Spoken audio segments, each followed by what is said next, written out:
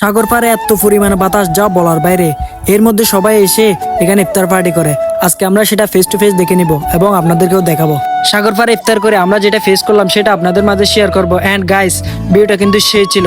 তো চলুন কথা না বাড়িয়ে আজকের ভিডিও শুরু করা যাক। Let's go. আসসালামু আলাইকুম গাইস, কি অবস্থা সবার, কেমন আছেন? আশা করি সবাই ভালো আছেন। তো আপনারা ইতিমধ্যে থাম্বনেল দেখে বুঝে গেছেন আজকে আমরা কোথায় যেতে চলেছি। আজকে আমরা যাবো ফারকি বিচ। ফেসবুকে ঢুকলে শুধু দেখতেছি সবার স্টোরি সাগর পাড়ে ইফতার পার্টি। তাই আমরা সবাই মিলে চিন্তা করলাম আমরা একটা ছোট্ট করে ইফতার পার্টি দিয়ে ফেলি। দেখতেছেন আমরা সবাই গাড়িতে এসে বসে আছি। তারপর আমরা সবাই রওনা দিলাম। রওনা দেওয়ার একটু পর পরেই চলে আসলাম চমনিতে এসে নামলাম, কারণ আমরা বাজারগুলো চমনি থেকে নিয়ে নিব। তো আমরা প্রথমে আসলাম ফিন্নির দোকানে। ফিন্নির দোকান থেকে ফিন্নিগুলো নিয়ে নিলাম।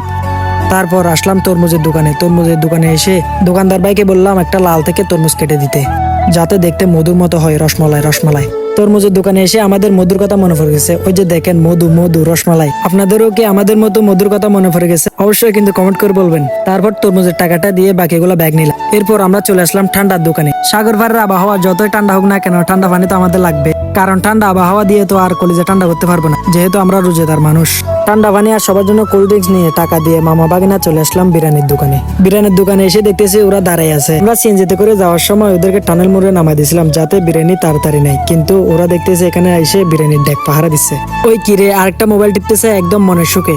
বাইরে বিরিয়ানির ডেকের সামনে গিয়ে দেখি ধোঁয়া উঠতেছে, একদম গরম গরম বিরিয়ানি। এখানে অনেক মানুষ যারা আমাদের আগে এসে সিরিয়াল দিয়ে রাখছে, এদের পরে কিন্তু আমরা বিরিয়ানি পাবো। যাই হোক, তারপর আমরা ঘুরে ফিরে একটু স্বপ্নবিলাস দেখলাম।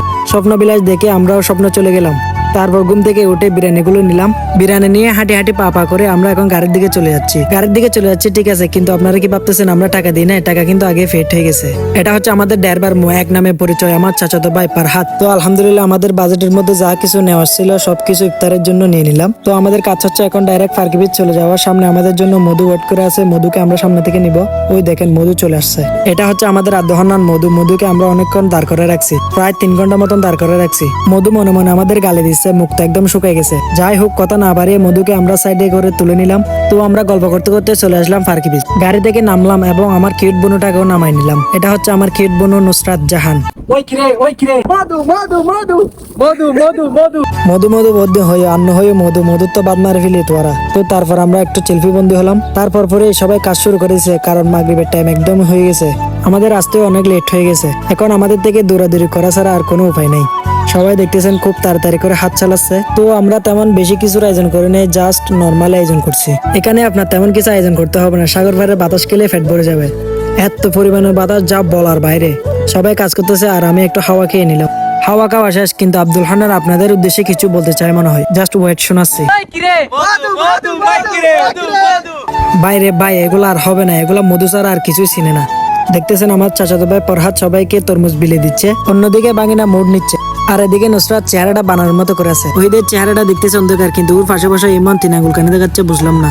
তো দেখতেছেন প্রায় সবার খাবার দাবার শেষ, আমরা এখনো কিন্তু উঠতেই পারিনি। ওদের টান দেখলে আপনারা বুঝতে পারবেন। আরেকটা দেখেন ছোট বাচ্চার মতো তেঁতুল খাচ্ছে। লাল দেখে দিবেন না ফাল, কারণ আমার বন্ধুর জন্ম থেকে আবাল। তো আমাদের খাবার দাবার শেষ, আমরা যাওয়ার জন্য এখন রেডি। সবাই ভালো থাকবেন, সুস্থ থাকবেন। সবাইকে অগ্রিম ঈদের শুভেচ্ছা। ঈদ মুবারক।